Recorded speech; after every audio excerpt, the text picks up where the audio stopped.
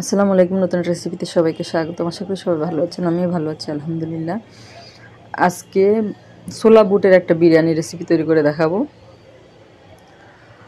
এখানে আমি 1/3 কাপ পরিমাণ সয়াবিন তেল দিয়ে দিয়েছি, আর এখানে 4টা পেঁয়াজ কুচি দিয়ে দিলাম, আর দিয়ে দিলাম গোটা গরম মশলা, এলাচ, দারচিনি, লবঙ্গ, তেজপাতা, স্টার অ্যানিজ আর 2 পিস জয়ত্রী দিয়ে একটু ভেজে নিয়েছি 2 থেকে 3 মিনিট। তারপর এখানে আমি 3টা আলু এরকম কিউব করে কেটে নিয়েছি, ওটা দিয়ে দিলাম,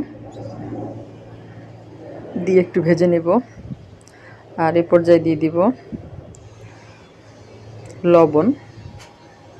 লবণটা আমি এখানে আলুর অনুযায়ী দিব। লবণ দিয়ে মিশিয়ে নিয়ে আমি এখানে 3 থেকে 4 মিনিট আলুটা ভেজে নিয়েছি তেলের সাথে। আর এখন দিয়ে দিব আমি আদা রসুন বাটা, 3 চা চামচ পরিমাণ আদা রসুন বাটা দিয়ে দিব এখানে আমি।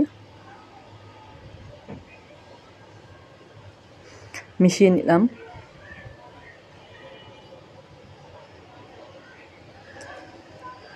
আর দিয়ে দিব এখানে আমি একটা টমেটো কুচি আর অর্ধেক পরিমাণ গাজর কুচি, তাও মিশিয়ে নিচ্ছি। এরপরে আমি এখানে দিয়ে দিব এক চা চামচ পরিমাণ মরিচের গুঁড়া।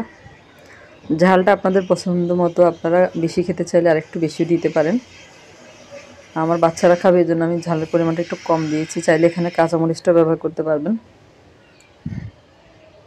আর এই পর্যায়ে দিয়ে দিলাম আমি ধনিয়া ও জিরা গুঁড়া একসাথে করে রেখেছিলাম, ওটা 1/2 চা চামচের মতো। সব কিছু একসাথে ভালো মতো মিশিয়ে নিয়েছি। আর এই পর্যায়ে দিয়ে দিব আমি এটা সেদ্ধ ছোলাটা 3-4 ঘন্টা ভিজিয়ে তারপরে সেদ্ধ করে নিয়েছিলাম লবণ দিয়ে, ওই ছোলাটা দিয়ে দিলাম। এখানে 1 কাপ পরিমাণ ছোলা দিলাম, দিয়ে খুব ভালো মতো মিশিয়ে নিচ্ছি।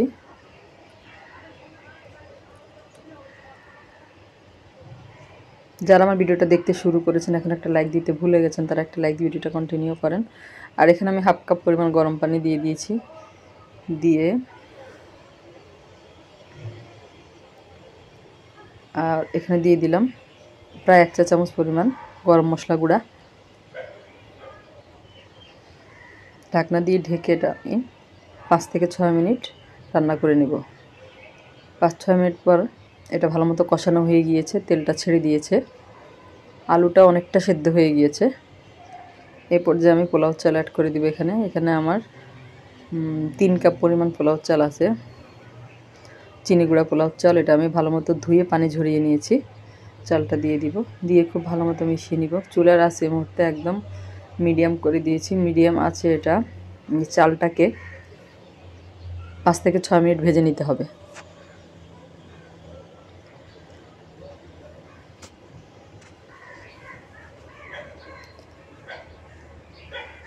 ভাজা হয়ে গেলে আমি এখানে গরম পানি অ্যাড করে দিব। যতটুকু চাল তার ডাবল পরিমাণ পানি দিয়ে দিয়েছি আমি গরম পানি। একদম ফুটন্ত গরম পানিটা দিলে ভালো হয়, তাহলে কিন্তু পোলাওটা খুব ভালো মতো ঝরঝরা হবে।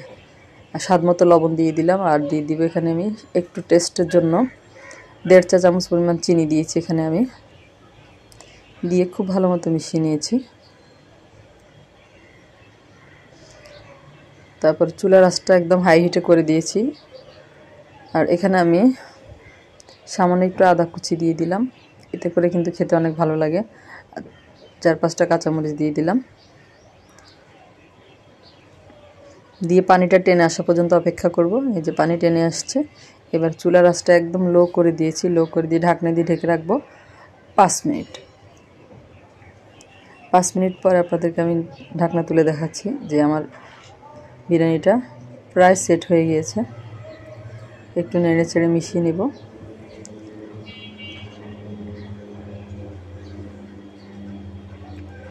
উপর নিচ করে দেব।